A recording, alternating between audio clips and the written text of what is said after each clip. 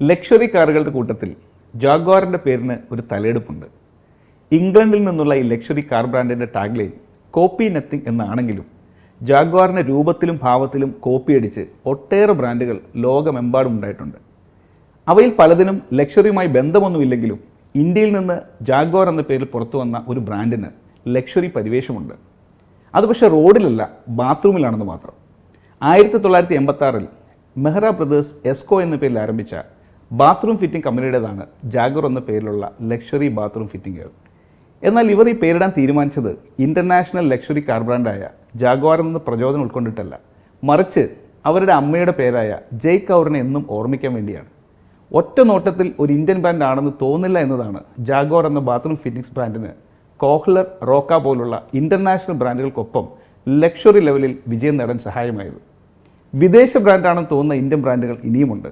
നിങ്ങൾക്കറിയാമെങ്കിൽ കമൻറ്റ് ചെയ്തോളൂ, നമുക്ക് സംസാരിക്കാം.